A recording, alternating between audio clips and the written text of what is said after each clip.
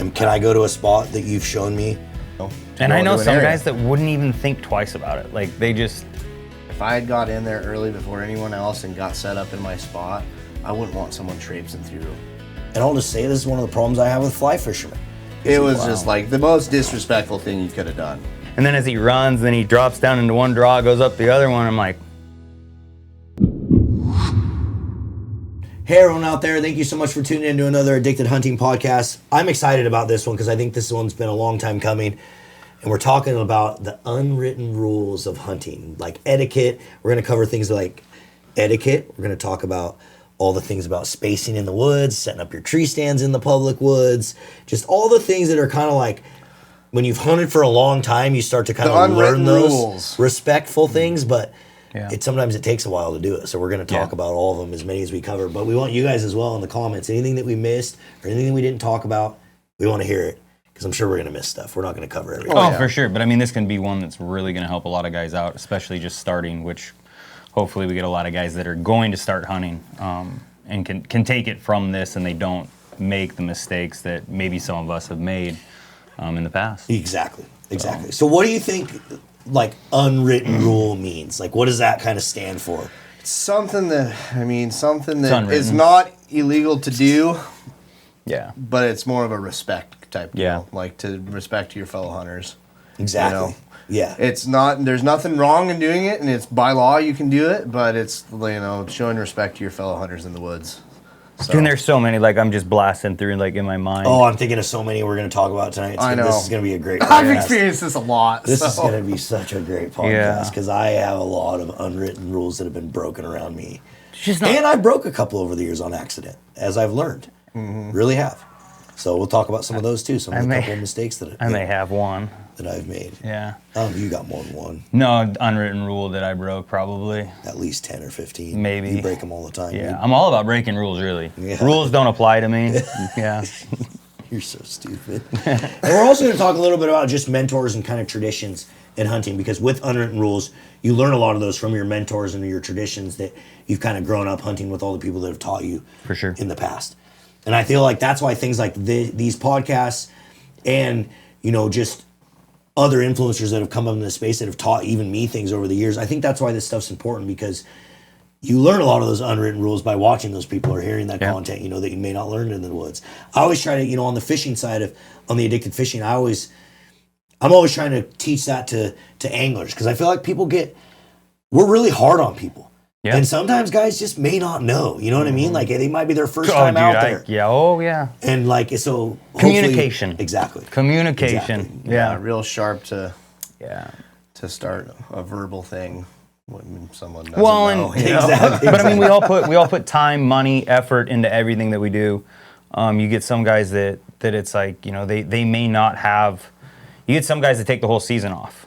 You get one guy that, I've been the guy to where it's like, I've been forced to work and I didn't have my archery season, and I get my one opportunities, my one weekend. So like anything that goes in that can like derail that's going to hit me pretty hard.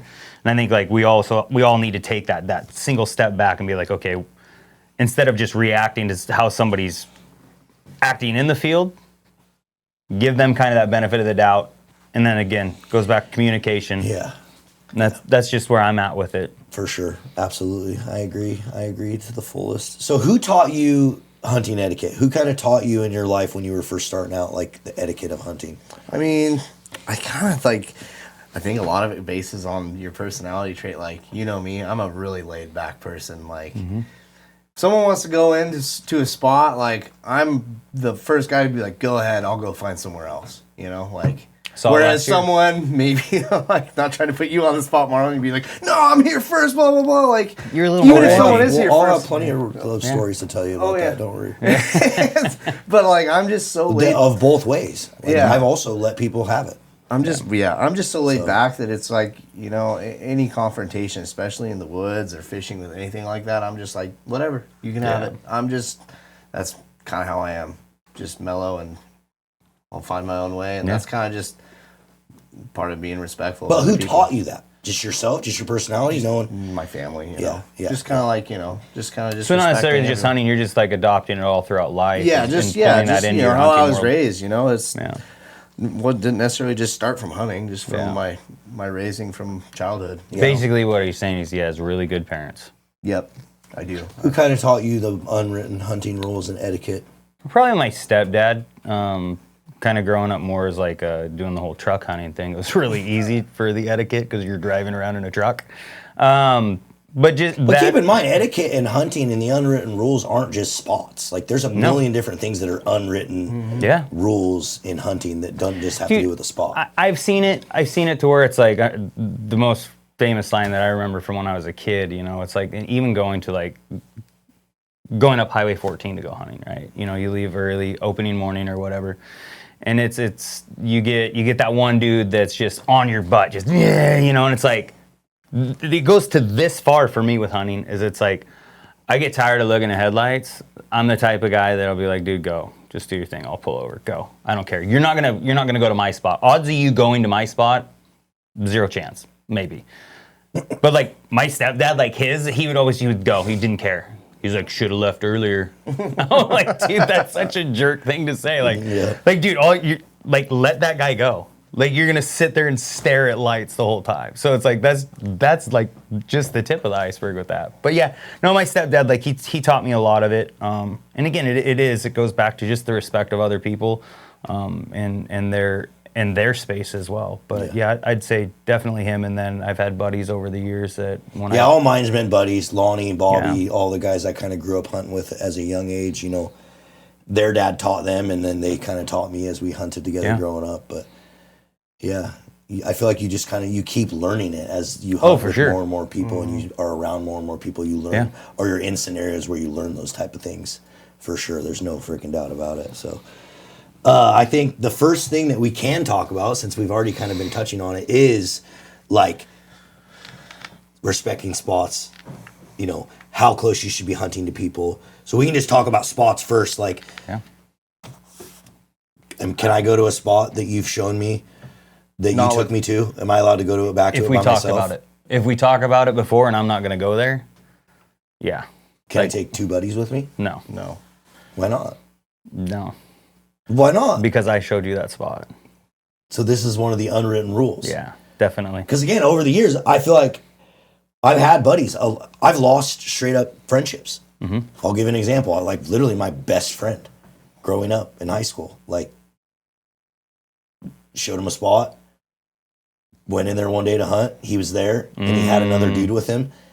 And I called him and was kind of like, dude, like, what the heck? Like, I asked you, like, not to bring anyone here. Yeah. And I kind of, like, got mad at him, and I yelled at him for a little bit on the phone, and then we kind of hung up.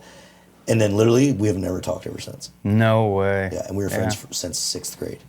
Yeah. Yeah, I think it's if you show somebody, the unwritten rule is, like, if you show someone a spot, you either are only going to that spot with that person, or you're asking that person if you can go there. Yeah. But you should not be bringing other people, because word of mouth, dude, I don't know how many spots have been spread because you showed somebody and then that buddy took their buddies and then their buddies, and it's just a snowball public land of people just coming in and private timber. Yeah. Yeah. No, I would be pretty upset with that. I'm not gonna lie. Which kind of like sucks because like you want to share this stuff with other people, but then the spot you spent your hard dedicated time to find and learn gets blown up by people just, oh, this guy went and did it and showed me, and then now all these people know about it, and they didn't put any effort into going there and doing it. They just coattailed off of you on your work to find this, you know. And I know some guys that wouldn't even think twice about it. Like, they just, well, what do you, that's not that big of a deal. It's like, what? Like, dude, I showed you this area. Like, what do you mean it's not that big of a deal? Because how many years between, like, all of us have we hunted? And how many, like, actual honey holes do we have? Not a lot. No. And that's why it can get frustrating. So, word of advice to anyone out there that's new to hunting, like, if someone shows you a spot, respect the unwritten rule is it's pretty much off limits. Like, I don't even ask someone. Like, if John or Cliff took me to a spot and I hunted with them that day and I was like, man, I really want to go back there, I wouldn't even ask. I would just be like, wait until they took me again. Yeah. Wait until you're invited. Dude, like, it's just, if you want to ask whatever, I feel like you can ask. I'm just a little bit more like where I just don't want to. But Yeah, I mean, spots are very, especially in the age of, what we talked about on the last podcast with social media and all that. It's like, keeping spots close to your heart it's a big thing. It's a major thing. Like you got There's a lot of work that goes into it. Yeah, You know? yeah. Like you think about where we go and what we hunt. Like we put a lot of work. Like not just during the season, but before season. Like all the preseason stuff that we do to get these spots like dialed, and then just someone comes in and because you showed them and just reaps the benefits of your labor. It sucks. Dude, that's the thing. Majorly. It's like when I joined your guys' muzzleloader camp, like, dude, I can't even imagine showing anybody else that. Like, even the spots you've shown me. There's no way. There's no way, dude. Like, it's taken me 15 years to learn all that. Yeah, and like for me to be invited in and then like to blow that up to somebody else, like, So, don't do it. Don't. No. You can ask, but like I would definitely say don't. So let's talk a little bit about like spacing, as it pertains to spots. Like say you pick an area on a map, you go to an area, say it's like thousands and thousands of acres of public land, but then you pull up to the gate and there's trucks. Can you still go? Yeah. Or do you let those guys have it? Now, I'll say how far, depending on how far the road goes. Like if I know, obviously we have topo maps, we have Onyx. You can look and see, like if it's just a drainage, it goes up into say like a small basin or whatever, it goes a mile. No, like let them have it. If there's a couple there, go somewhere else. Still, that's a lot of area. They may not even be touching the same area that you're going to go to. To me, I unless I'm hunting with my buddies, like I don't want to hunt close to somebody. Yeah. Let's pause. Like this is circumstantial. Like you gotta give me some context. Like, have you been to this spot before, or is this your first time? No, so you picked a spot on a map. You're gonna go hunting. There's already a bunch of dudes there. Do you go hunt it, or you just let them have it? I'll give you an example. I'll let them have it. I parked at a gate. There's like literally 10,000 acres, like massively amount of acreage behind this gate, like insane amounts. And you guys know how I am. I'm especially when I'm on the main road, like I was moved. I was like, I'm trying to get to this freaking spot that I picked out on the map. I had found this little pond that was like hidden in the woods. I was going to go hunt around it, blah, blah, blah. And so I'm like walking down the main road and I'm like speed walking. It's like dark, but not like, it's like twilight. It's like getting light a little bit, but it's still freaking dark. Like you're not hunting. And another guy was like walking down the road. And I like, just like right past him. I said, hey man, how's it going? I just like waved at him and kept walking. And he like went ballistic. Like full on freak out mode on me. Like, what are you doing, dude? Like I parked here. I was here first. And I was like, dude, there's like 5,000 acres back here. I'm like, where are you going? Cause like, I get it. You were first, but I'm like, and I pulled out Onyx and I'm like, I'm going way the heck over here. And then after we like talked for like 10 minutes, and I think where I made the mistake was I should have stopped. Yep. I should have stopped and like been like, hey dude, where do you plan on going? Because he was ahead of me. Yep. And that was like a light bulb for me, like a learning experience. Like the guy overreacted for sure. There's no doubt about it. Yeah. But I also should have like just been like, hey man, where are you heading? Yeah. Again, what if it's his one day? You know what I mean? Like that's a big learning point right there. Cause that was the first thing I thought is like, for me, if I was coming up on somebody, be like, hey man, like I don't, because I do not want to encroach on anybody's spots. Well, you guys know how I am. Like he flared up, and I immediately was just a pit bull. I was like, hey bud. I was like, this ain't happening, dude. Yeah. And then he backpedaled majorly once he saw me kind of like flare up, and then I realized like after I calmed down for a sec, like okay. Yeah. I should have asked this dude where he was going. Like, I would be mad if someone just did this to me. Yeah, but I mean, it's a two-way street, right? Be like, he could have been like, hey man, hey, he didn't have to approach it in an aggressive way. I was another typical Marlon was late. Like I was late, and so I was like, it was getting light, so I was like, I gotta get to this spot. Like I was beelining for this area. See, like I'm kind of the opposite end of the spectrum of that, because like if I got into a spot like that, because I knew if it were me, if I had got in there early before anyone else and got set up in my spot, I wouldn't want someone traipsing through.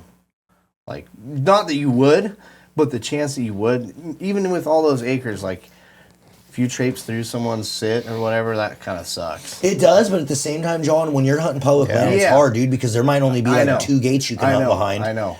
And so it's like we all have to kind of share the land and try to do it in a respectful ways. But I get it. Yeah. I get your side of it too, because there has been times where I've pulled up to areas and I've been like, nah. No. Yeah. And then I'll just go to a different spot because there's a guy there already or whatever. But That's how you find your good I think, hunting it spot. really depends on the land. Like in that Circumstantial. area, I was like, dude, this area back here is so massive. Like, Yeah. I've seen 6 trucks parked at that gate with all those dudes hunting back. Dude, that'd be like parking at a trailhead and saying that there's 12 vehicles there and that you're not going to hike in. You know what I mean? Yeah. So it's like, yes, you know you're going to come across it. I think it's just all in the approach again. Like, if the situation... It's the same mindset as it is for fishing. It's like when you're going to fish next to, hey, man, you mind if I make a cast right here? Yeah. And that's where I made the mistake. Right. Like, and you know, this was 12, 13 years ago. Ooh, Like, it was a long time ago. Yeah. Yeah. Yeah, more than So it was that. like, yeah.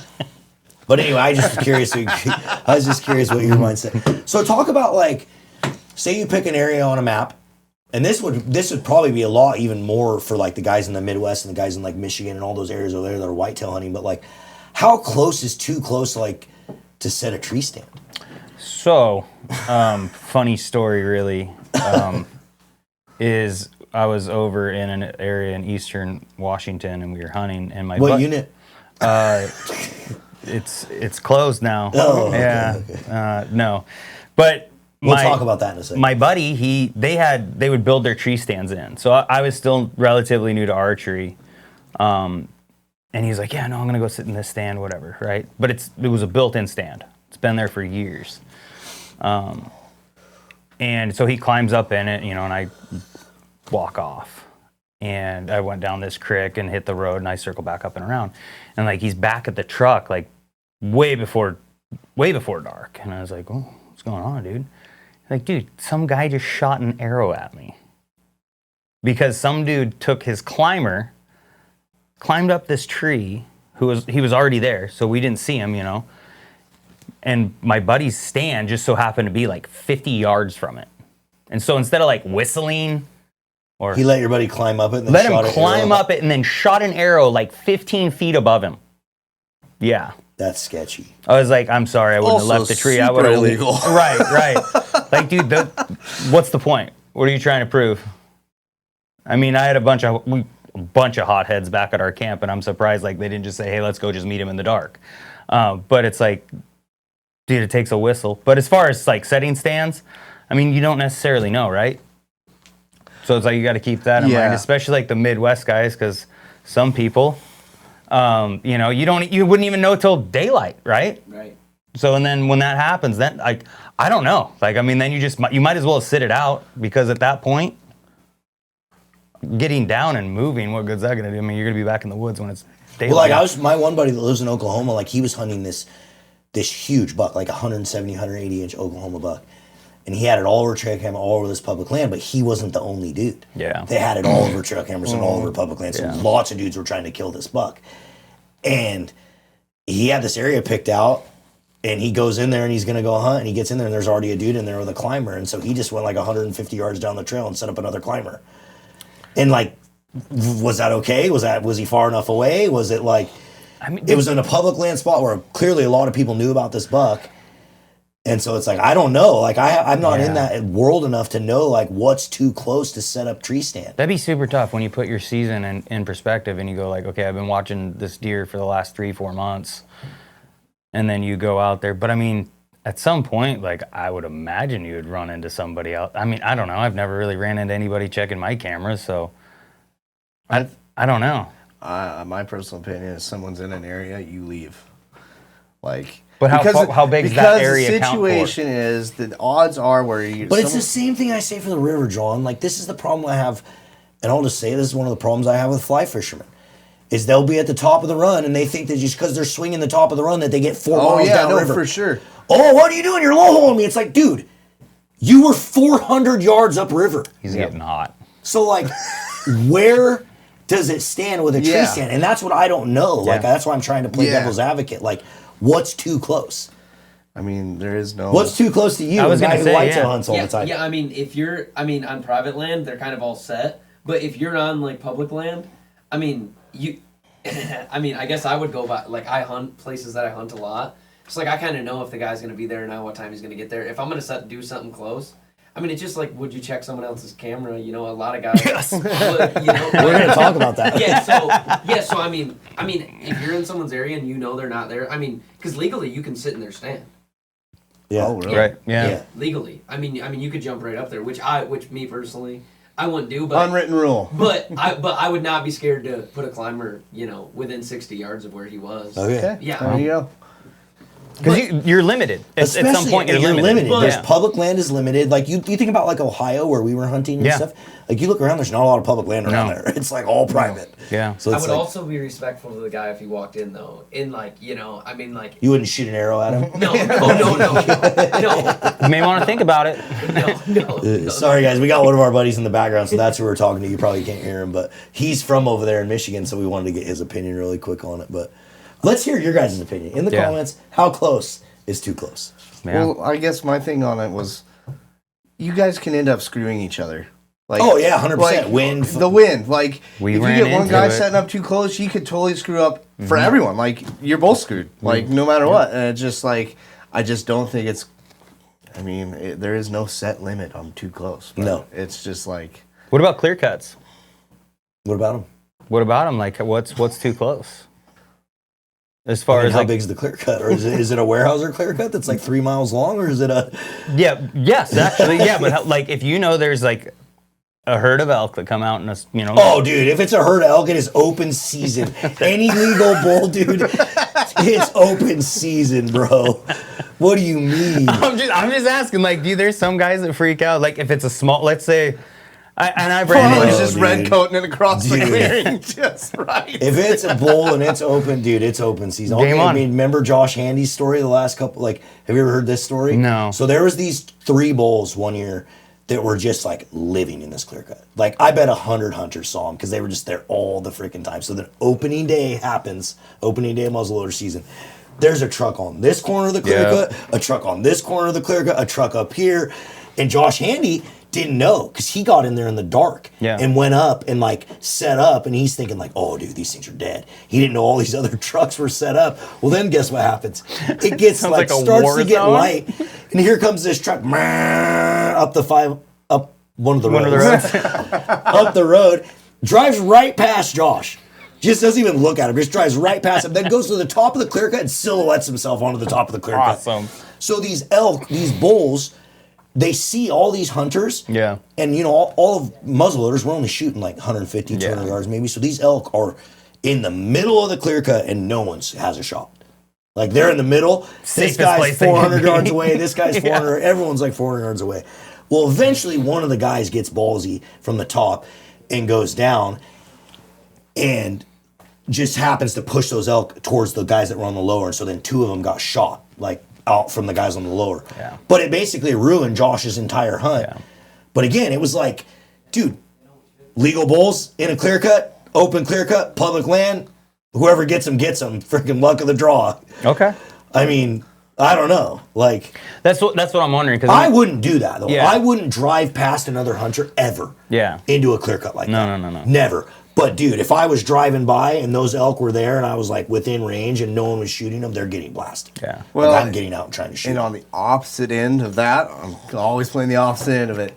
I've used hunters, Oh yeah. integrated them into my hunt. Yes. Oh, yeah. for Because sure. I've had situations where I'm like, these guys are going to come over this ridge and pop up, and I'm going to post up right Yep. here, and they're going to push the deer that I'm after right towards me, and had it happen a bajillion times. Yep. Like, I mean, you can also take advantage of stuff like that. Yeah. I think one of the things, especially in clear cuts when you ask, I think 9 times out of 10, and we do this when we're hunting up there, we hunt a ton of clear cuts because we, especially during rifle season, if we're got multi-season or whatever, like, it's first come, first serve. Yeah.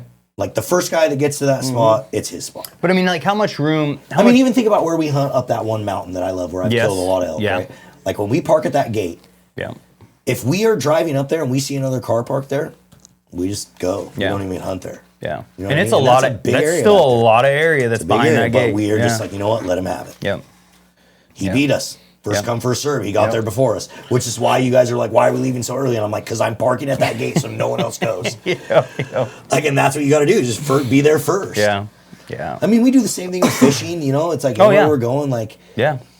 so I would say the general unwritten rule, even though sometimes I may go a little sideways, it should be first come, first serve. Yeah. Okay. In most scenarios. Now, we talked about a few scenarios where it could be a little bit different, right?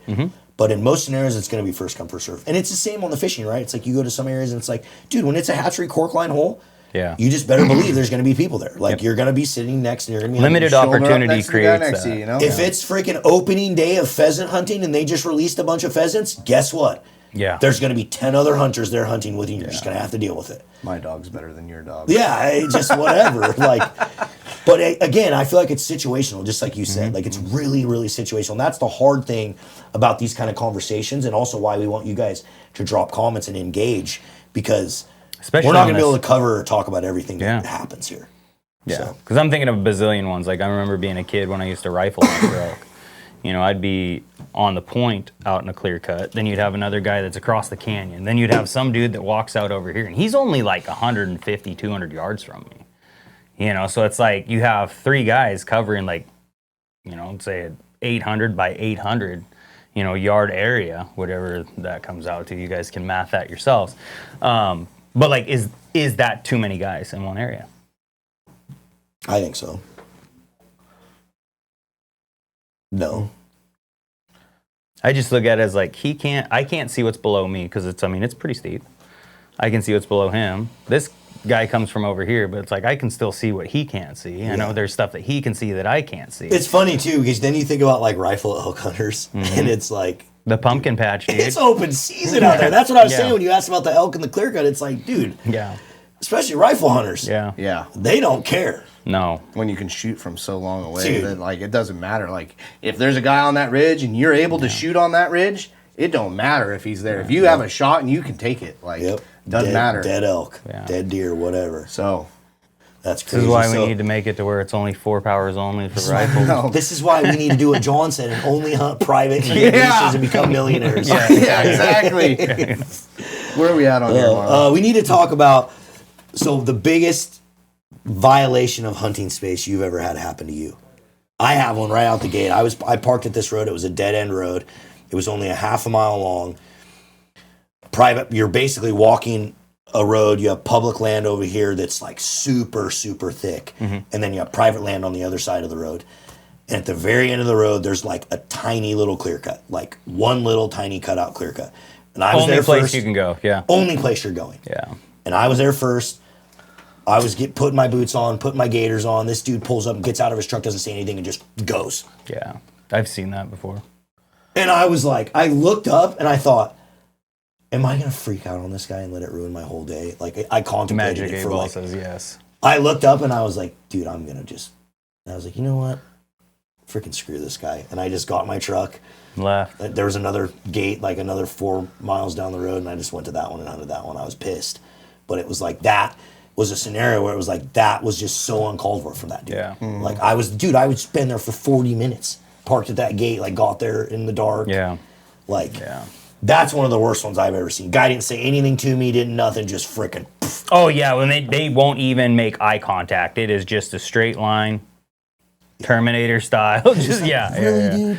No, I've Like, seen come that. on, man. The worst thing I've ever heard, and it happened to one of my buddies, and this is just a respect thing in general, is he shot a buck. It was in the snow.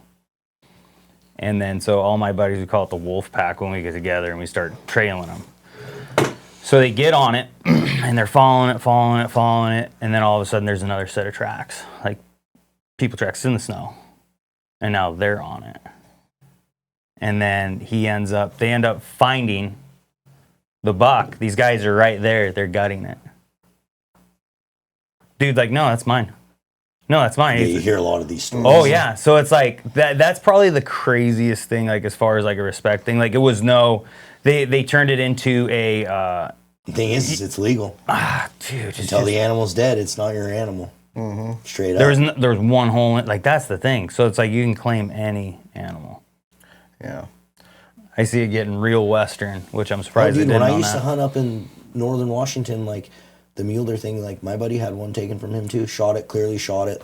We watched the thing just drop to the ground and like for a little bit and then get back up and keep running, like rounded the corner. Yeah. We hear boom, and some other dude shot it and we got over there and he's like, no, this is mine. I just shot it. That happened on my first elk. Like I shot it and another guy shot it. I thought my one buddy was gonna kill him. He was like, no, dude, you're not taking this buck. This is my buck. I shot it first. Game warden showed up, everything, and the dude got to keep it. No way. Wow.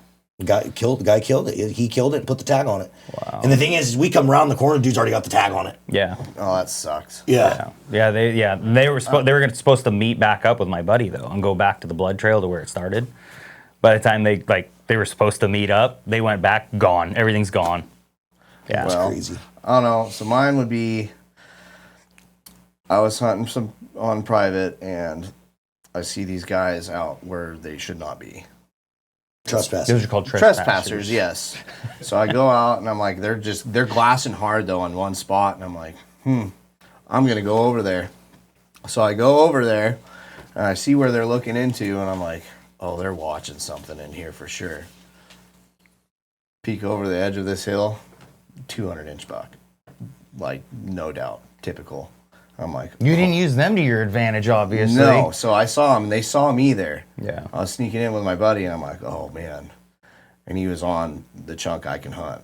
He was bedded in there, and they were waiting for him to cross over. And so I'm like, oh, we're setting up. And I saw him. We got set up, me and my buddy, laying prone. He was tucked under a sagebrush, and I'm like, oh, we'll just wait till he gets up. You know, he's just chilling there and has no idea anyone's there. Well, the people that I saw that were trespassing knew I was setting up. So here they come walking over to me, and next thing I know, I hear footsteps walking right next to me. They're walking by, and I like look at them. I'm like, what the hell, dude? What? And he's like, oh, and just keeps walking down there. Well, obviously the buck saw him and takes off and run off. And I'm like, I stand up and I freaked out. I'm like, what are you doing? I'm like, what is that? Like, one, you're not even supposed to be over here. And two, you just screwed my hunt. And they're like, oh, I didn't even know. And I'm like, oh, you didn't know? You were watching that deer all morning. I saw you, and I just like, I come in here, and when I get on it, you decide to screw my hunt. I corked you. Yeah, and it was ridiculous, the whole thing. That's crazy. It was just like the most disrespectful thing you could have done. That's crazy. So there's a few stories for you guys of some of the just really bad experiences we've had in the woods. And again, the unwritten rule, whoever's there first. Mm-hmm. Like, it really is. That's just really how it is, and it's how it should be. And that's usually what I go by 9 times out of 10. And like I said, the scenario, it's very situational though. So very situational. Like me, like we talked about trailheads, and we talked about like hunting into bigger areas and stuff. Like those type of scenarios are hard because the area is so big. So you got to use your best judgment. And if there are other hunters there, you got to just make sure you try to stay away from them. Yeah. Get into a different area.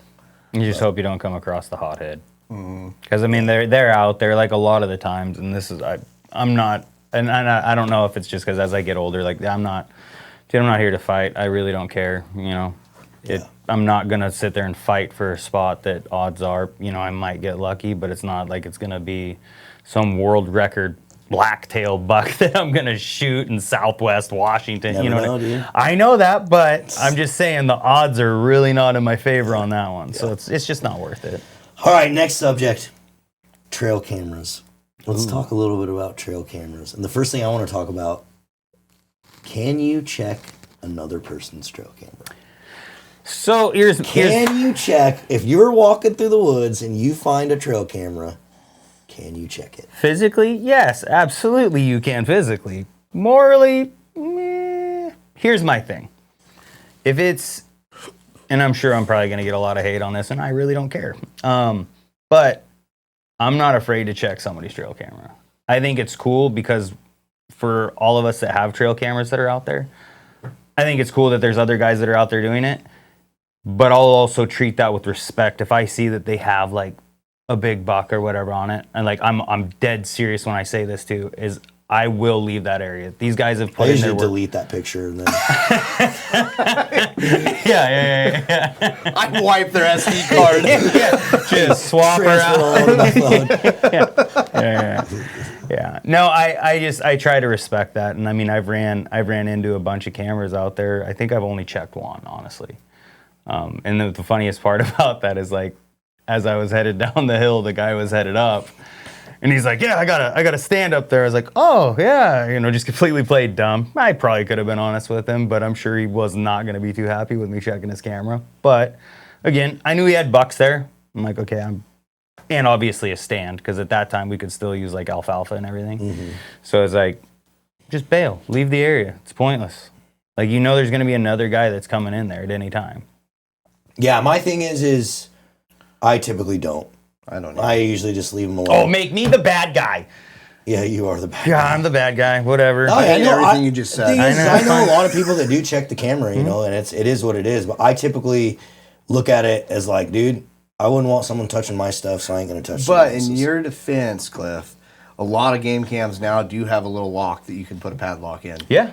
And you can lock it up. And if you don't want people to mess with it and you're pertinent about it, put your padlock in it. Yeah. They ain't getting in it unless they're busting your trail camera, which is a whole But again, my biggest thing, especially like on public land, I would rather somebody check my SD card than steal my camera. Because that is what pisses me off more than anything. Yeah, you go to check your camera and it's gone. Dude, one time I had 2 cameras and a tree stand all taken from the same spot. Because some goon That walked sucks. through there and found it, yeah. Yeah. I'm a half goon because I'll check the card. It's fine. I know lots of people that'll check the card. One scenario where I did is when if someone takes a picture of me. I don't want them knowing I was in there, so I usually get in there and get rid of my picture. The rules just changed. It's only normally when I'm trespassing, though. yeah. Hey, I'm joking again, guys. You know I like to make funny jokes on here. But see, no. No, I typically, literally, no exaggeration, like I think of it as my own, like how I would feel, and I don't want someone touching my stuff. Yeah. So I don't touch other people's. Well, honestly, now, like a lot of game cams, like I run cell cams. Yeah. You are not, like, you don't have to put SD cards No. in cell cams anymore. Like it literally just gets sent to your phone. So I was checking the one in Ohio. I mean, earlier. if you don't even have, like, if someone went in to check my game cams, like they'd see nothing because there's no SD card for them to check. And you'll see them. And I see them, and everything I have is on my phone. So Yeah. I'm not really. Yeah. Yeah, the cell cam stuff's crazy nowadays. Yeah. It's crazy nowadays. There's so many of those cell cameras in the woods. Dude, there's a lot. Dude, I ran into 2 this last fall. It's the funniest thing because it's like I'm walking along this skid road, and I'm walking, and I come around the corner, and there's one there, and it's like I feel like I'm almost like an animal in a way. I'm like, oh, God, you've seen me. Like, you know what I mean? You're like, oh, they know I've been here. So what do you think about the ethicalness of cell cams? Because there's been a lot of chattering in the hunting world. Like obviously thermals are banned. I've been seeing a lot of stuff about them banning cell cameras. They're going banned everywhere. You think they're going to ban them? Because the thing is it allows you to have like real time Yeah. data of the animal, and typically they don't allow that like anywhere, like for anything. Yeah, that's a. It's like having a drone on animals Exactly. all the time, Yeah. dude. Yeah. Yeah. And I think legally right now in the state of Washington there's rules around it. I'm pretty sure. I don't know. I'm like almost positive I there's own rules around cell cams. Cell cams, I just don't have any out at all. Yeah, no, I have like I have 3 of 6. them. Yeah, I don't have Sitting.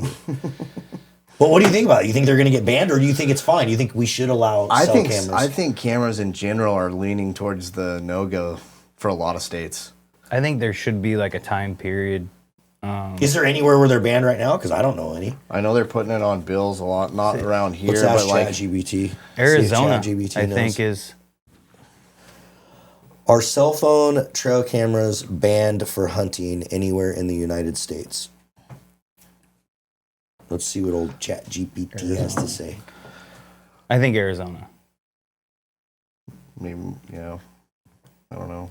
No, cellular trail cameras are not banned for hunting everywhere. I said anywhere, you idiot. You guys keep talking. Well, actually, Arizona banned trail cameras for hunting statewide. Yep.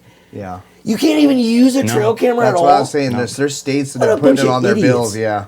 Dude, when you got bulls, that Nevada big, you got- prohibits using them for trail camera hunting for hunting purposes. Yeah. Yep. There's a lot of states are leaning I'm towards just out that. there monitoring Unfortunately. wildlife. I'm not Montana, using- you can't use cell cams. Yep. Really? New Mexico, you can't use cell cams.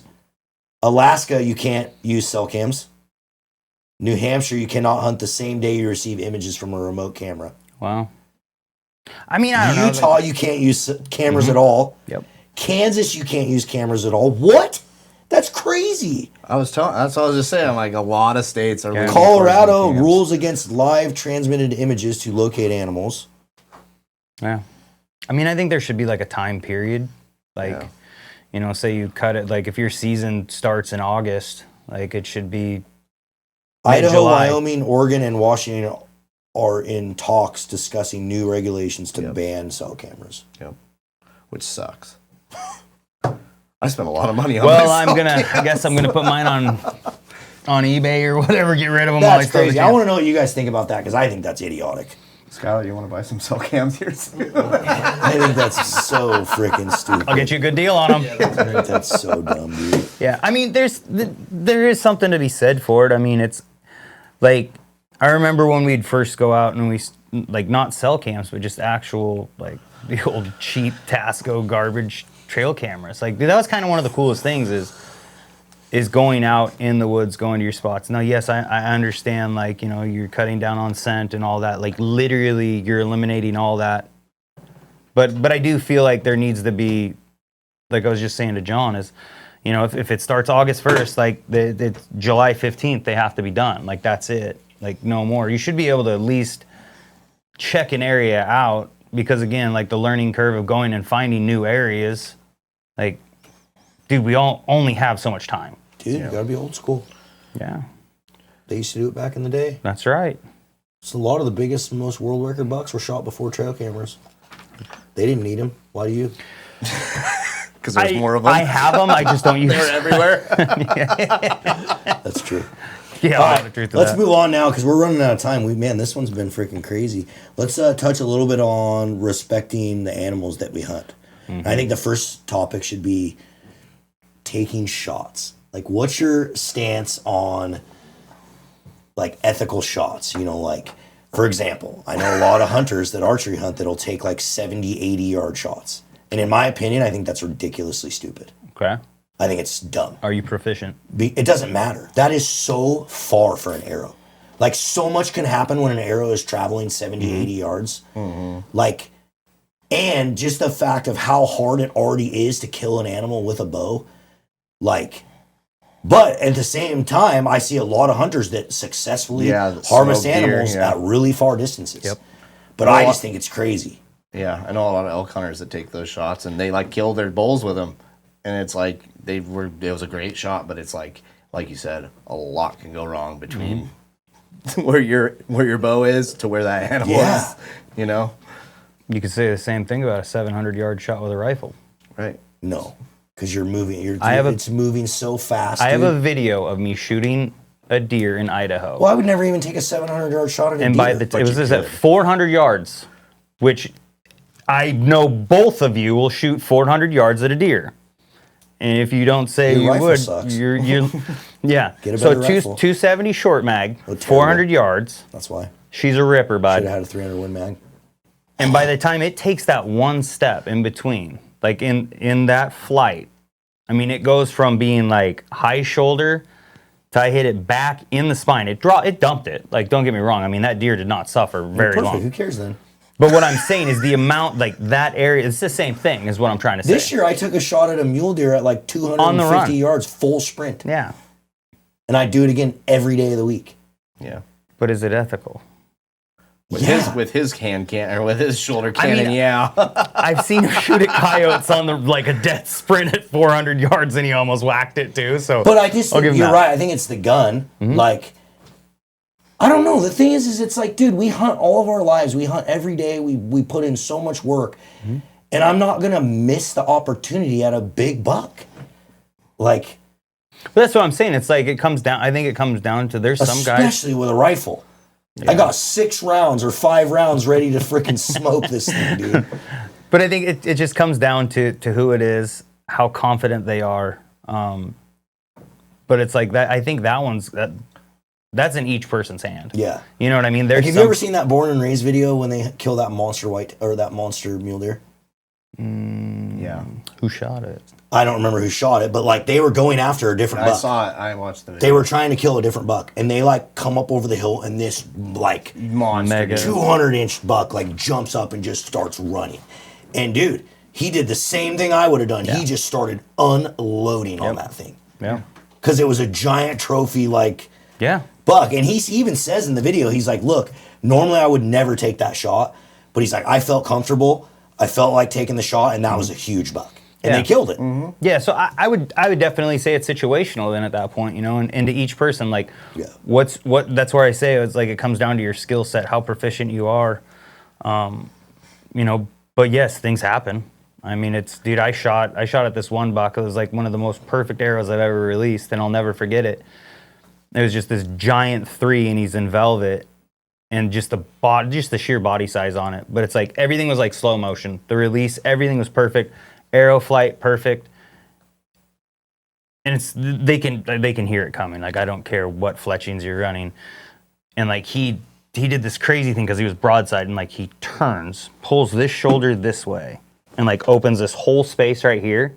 Literally the arrow it gets to right here, and then he turns back and runs that same direction. So why he turned this way to literally dodge out of the way of the How arrow. far was the shot? It was 72 yards.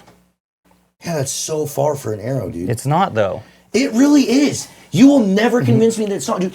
Guys lose animals. I shot an elk perfectly, dude, at 40 yards and still lost it. But I've killed deer at 68 yards, no problem. Yeah. I just feel like you're opening, archery hunting is already so freaking hard. When you're extending the shot out that far, you're just opening up so much opportunity go for wrong, failure. yeah. For sure. Because it's already so hard. Just be better. Like, I mean, you need to be better, dude. Why didn't you kill that deer? I just told you Why what he didn't- did. You should have anticipated it. He Made the shot literally, better. I thought he ran back into my arrow at that point. I literally did. And then I sat there and I was just watching. And then as he runs, then he drops down into one draw, goes up the other one. I'm like, man, I can't even be mad at that. Like, dude, 40 yards, he would have been dead. respect. Yeah. Dude, 40 His yards. reaction Time out. time would be way. No, you 40 guys- yards. 40 yards, you'd have been dead. what about a whitetail?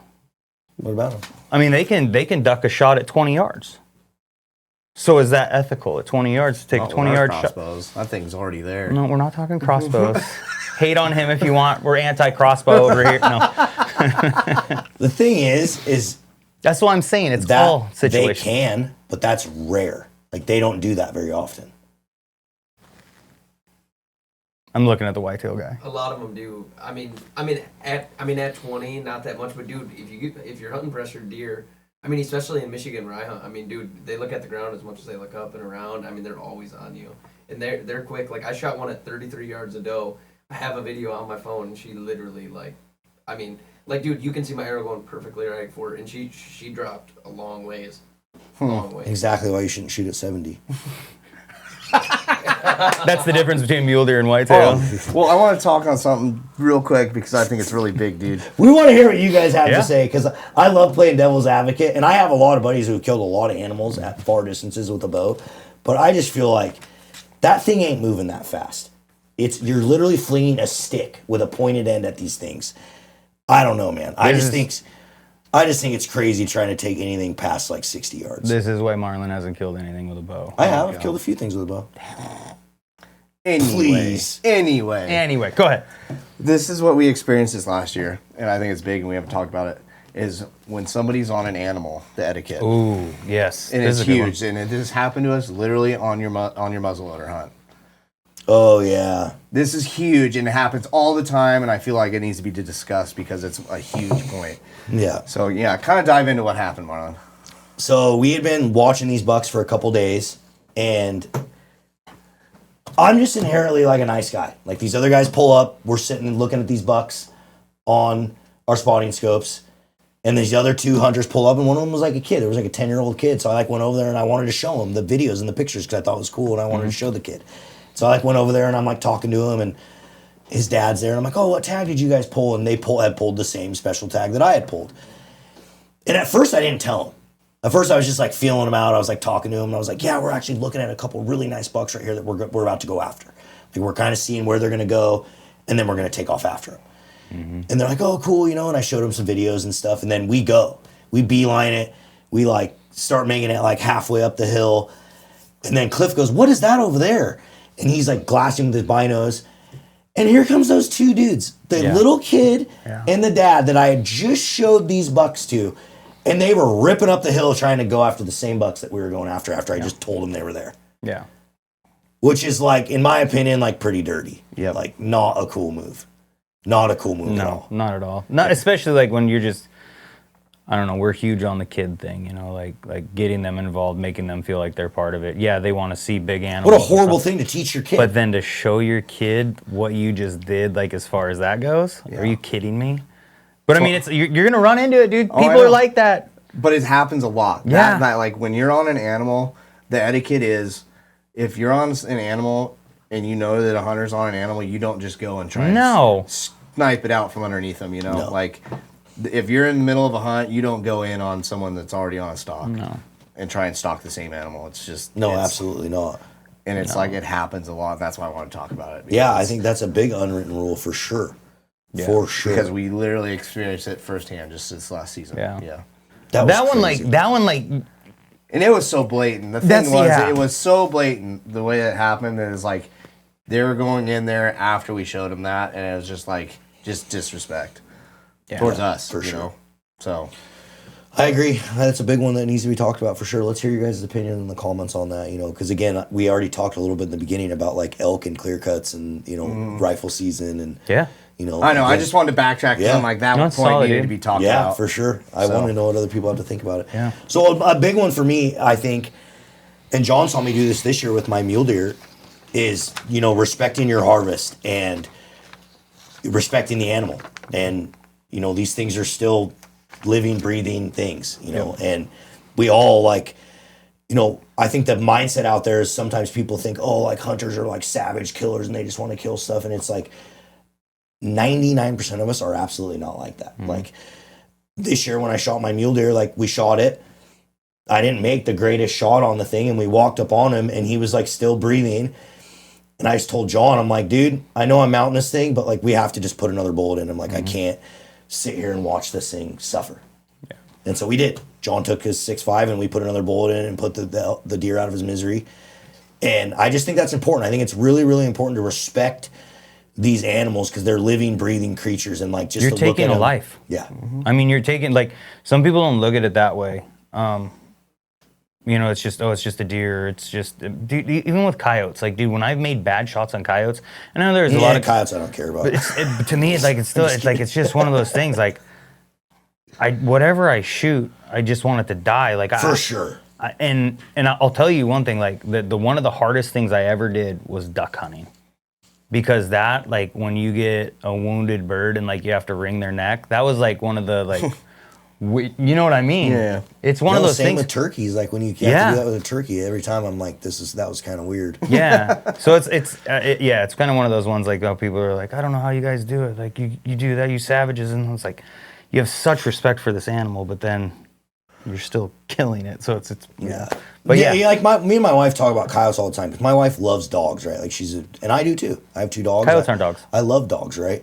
They're a canine. They're a dog. But I look at coyotes as like possums, varmints. Dude. Yeah, that's what I meant. Like something that just needs to be eradicated. I wouldn't say eradicated, bro. Eradicate them. Shoot everyone that you see. Period. Well, I try. You're never gonna eradicate. No. And that's the thing. Like they definitely need to be managed. But I don't. Sure. Again, maybe I've been different. But again, I don't want to see them suffer. No. Like I never look at any animal and want to think that it should suffer. Yeah. My wife, she ran into that this year with her buck. Like, and that was kind of one of those moments. And like she's even said like how much more she wants to get on the gun and practice and all that because my wife won't even shoot deer anymore. Because of that? Because her, she shot 2 of them now, and her first one, she didn't like it. Yeah. Like she walked up on it and she like felt too bad. Yeah. It's not for everybody, and that's totally fine. But you know what? At least she gave it a try. And she's gonna give it a try the 3rd year for sure. And we'll be making her. We need that pepperoni, baby. That's right. Boat snacks. Yeah. Yeah. Yeah. Anyway, respect your harvest, and you'll see in a lot of our hunting videos that we have coming out into the future on the Addicted Hunting channel. Like, we very much so respect the animal, and even down to pictures. Yep. Down to pictures, like, you'll see some of this stuff. Like, there's always some stupid viral thing that's going around. I'm not okay with like that type of stuff. Yeah, for sure. Again, like you made the choice to kill. You killed an animal. I think I have more respect for animals than people at this point in Oh, life. I've said that, yeah. It's like I enjoy animals more than people, 1,000%. Especially my dog. Yeah. All right, let's talk a little bit. We're running out of time here, but let's talk a little bit about social media etiquette and that type of stuff. There's a ton of stuff we can talk about with social media, but one thing I want to talk about that we've already touched on in a previous podcast is respecting other hunters' success on social media. And you know, this could be this kid's first deer. He just shot it. It's a little 6-point, and he's just excited. Biggest buck he's ever shot in his life. And you get in there, and the first comment is like, "Why'd you shoot that small buck?" Yeah. And it's just like, that irks me so freaking much, dude, because like, it may not be small to that dude. It may not be small to that kid. You know, it's like everyone has a different like mindset of what success is to them. And I think like hating on people online is just, it's just not constructive to what we are as hunters in a community. Like, we have so much against us as a sport, and people trying to take hunting away from us. It's so much better. We should just be elevating everyone, elevating every animal that gets shot, elevating every person that wants to get into hunting. Because the reality is whether you think there's a million hunters out there or not, I promise you, it is not. No. Like, we are a dying breed. Cell phones, AI, the way that technology is advancing, there's a lot more people out there that hate hunting than actually like it. I promise you that. That's a sad thing, but it's just the reality of it. And attacking each other is not going to help us as a sport. No. Whatsoever. Dude, especially when it's a kid. Do you know how many times I've seen like kids and then I get in there, I'm like, dude, I'm torching this guy. He's like saying something to this little kid. Yeah. It's crazy to me. I don't understand it, dude. It makes no sense to me why people do that. And it's even worse in fishing. Well, and that the thing is like I've said before in previous podcasts too, is to where it's like we do have to like come together, because if we don't, like we're done as it is. What is it? Oregon's trying to pass some stupid rule to where like fishing, farming, and hunting they want to get rid of. It's any harm of any animal will be banned. IP 28 or something stupidest rule ever. Yeah. So it's like we have, and I'm just going to say it, whether people like it or not, we have idiots that are out there that are, dude, they almost got this to like the ballot or whatever. I know. At this point. They need 17,000 more signatures. You know what I mean? 17,000 can be crazy bought. to me. Like, these people are absolutely crazy. So it's like, to sit there and like bash some kid for like whacking, whether it's a spike or a doe. I love killing does. Don't care. Proud of it. I'll say this too, is like whether it's a rifle, whether it's a muzzleloader, whether it's a bow, whether it's a crossbow, for all you haters out there, it doesn't matter, dude. We're all out there doing the same thing, and we should be supporting like each other. We should be lifting each other up, dude. Great animal. You got killer buck, killer bull. Like, why do people care? Yep. Like, dude, we just want. You're no better. No. You're some. I absolutely hate, dude. We have guys here in our local hunting community that hunt blacktail, and I see them online, and they just think they're so hard because they shoot these nice bucks every year, and then they make fun of people that don't. Yeah. And I'm like, dude, who cares? Like, that guy's success is different than your success. Yep. Like, he looks at it differently. Yeah. And so that's the one bad thing about social media, dude, is it gives everyone a freaking voice, and some people don't need a voice. Get them off the I agree, dude. Yeah. Like, it's just crazy to me. So definitely, like, to round that kind of out, like, respect other hunters, respect their success, support each other. I do my best to do it. I still make fun of my friends though. Oh, for sure, yeah. It's like in your circle. That teeny buck that you shot this year, dude. I'm all about it. All about it. He's a basket 3. But it was a cool moment. I'll say that. It was. What about? Let's see here. We already kind of touched on that stuff. I think we kind of start rounding this out. Is there anything else you want to touch on before I hit to the end here? I mean, I know we missed stuff, guys. Oh, so please get in the comments, engage in the comments, talk about things in the comments, because this is a great conversation, I think, for all of us to have. And I know we missed stuff for sure.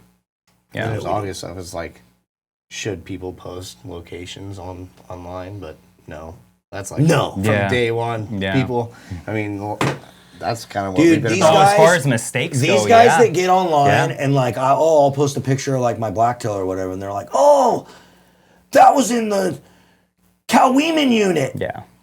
It's like, even if you know, like, why? Like, why did you comment that? You know what I mean? Like, the funny thing is, dude, and I see it on your fishing channel all the time. People are like, I know this river, blah, blah, blah. 90% of them are completely wrong, and they just look like idiots. Yeah, But it's like, why are you even commenting? Dude, that? I had a guy message me the other day, just pissed. He types me a message this long. I can't believe you would film this river and blah, blah, blah, like losing his wasn't mind. even that river. It wasn't even that river. Yeah, that's awesome. It was a completely different river. I'm like, you idiot. And I told him. Yeah. I messaged him back. I'm like, hey, I didn't film that river, and I've actually never filmed that river. And I said, this is the river I was on. And he just like, oh man, I'm so sorry. It just looked like that river. And now, guess what? I'm going to go film that river just to make a point. Just to feel like you were right. But You're right. But now I'm filming up there. Yeah. Thanks for telling me about that river. Yeah, exactly. You had no clue about it before. Just kidding. Joking again, guys. You guys are going to get to know me a lot through this podcast because we were able to talk for an hour that I like to be a lot. All right, little ending here. We're going to do a little rapid fire for you guys here. A little fun, fast ending. And we talked about some of this, but I'm going to touch on it again. You guys can just give real quick answers. Is it okay to hunt someone's spot that they showed you? No. No, not without permission. Perfect. Okay. Is it okay to set up near someone if they got there later or before you? Like, say you got there later, is it okay to set up near them? For me, no. No. What about you, Marlon? What?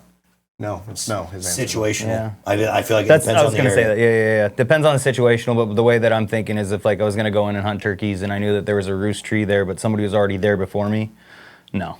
Yeah, I feel you. This is something we didn't talk about. We had it in the segments before, but we never talked about it. Should hunters help track someone else's animal? Yeah, I've done it. Yeah. Yeah. If you don't mind giving up your time, Yeah. there's no Yeah, no shame in And that's You what's did been it. hard for me Yeah. is like I have helped a few times, but you know, when I only have 2-3 days to hunt or Yeah. whatever, and I'm in an area, like it's hard sometimes because you're like, I could go help this guy, but it might take hours, and then my whole hunt is over. Yeah, I've helped pack elk out. Oh, I've helped pack elk out yeah, too. yeah. But again, I think situational. Yep, I for will sure. I will absolutely help them if I have the time, but Yeah. yeah, definitely. Should people post exact locations online? Yes. Absolutely. GPS coordinates and Coordinates, all. please. Yes. Okay, John, this one's for you, and then Cliff will ask you the same thing. What is the number one unwritten rule every hunter should follow? I would have to go with don't stalk an animal a hunter's already on. Okay. Cliff, number one. Unwritten. I mean, it is. I guess it's not. Yeah, it's an unwritten rule, maybe. Which crazy it comes to my mind. The only thing that really comes to my mind is actually comes to like handling weapons, and it's just treating everyone as if it's loaded. That's the only thing like I can think of. Yeah, that's a great unwritten rule. We let me- didn't talk about any of that stuff. Let me redact Yeah. what I said. Don't hunt someone's animal that they're actively hunting on like in that situation. If you can go hunt someone else's animal if they're not around. Like obviously you can hunt that, but Check I their mean trail like camera. if you're in a stalk on an animal, Leave it alone. Leave That it guy's alone. Got it, yeah. Yep. And then we didn't talk about that, but you know, gun safety, weapon safety, very important. You know, that's why we all take hunter safety and we all try to be ethical as hunters when understanding that's a big thing. Yeah, that was the only thing that could come to my mind. Treat every. I'm going to gun. say something that I think is also something that we didn't touch on tonight, but we could do a whole podcast on it. But just respecting the resource in general. Absolutely. Like, man, I get so frustrated when I'm hiking through the woods and I see, you know, a beer can that someone threw out or like, you know, a piece of candy wrapper or whatever, or just, you know, guys like there might be a gate that's closed and dudes are just like 4x-ing around it so they can drive in there. Like all those little things that you do as a hunter affects all the other hunters that are trying to enjoy that area. So I think, you know, we are blessed to have, there's countries in the world you can't hunt. Mm-hmm. You can't even kill things. You can't even have guns. And I think we're blessed to live in a place like America where we can do that. Yep. And whether we all think it's going to be there forever, if not. that continues to happen, and we've seen it happen just in our area with, you know, with Weyerhaeuser, right? Like a lot of the Weyerhaeuser units used to be open, fully open. You could just drive into all of them and hunt them. It was all open. But people abuse that People resource. abused it. People drove through their clear cuts in trucks and 4x and through garbage and burned cars Their down. equipment destroyed it. Yeah. And they closed it all, gated it all, and now you got to buy a permit to go in there. So like, respect the resource when you're out there, because you may not think that it can be taken away, but it absolutely can. Yeah. It absolutely can be taken away. So. And we've done plenty of podcasts on that stuff. That is for sure.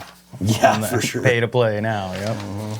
Well, cool. That was a good podcast. And again, like I said, guys, I know we missed a bunch of stuff in there. So please drop some comments below. Make sure you thumbs up the video. Share this out to friends and family. We're stoked to be doing this podcast. We have a lot more cool stuff coming. We have a lot more epic guests lined out. It was stoked to have Skylar in here. We recorded the episode before this, guys. We had my buddy Skylar in here from Michigan. So make sure you guys check that out. And until next time, we'll see you guys in the woods. Or Not not. in our spots.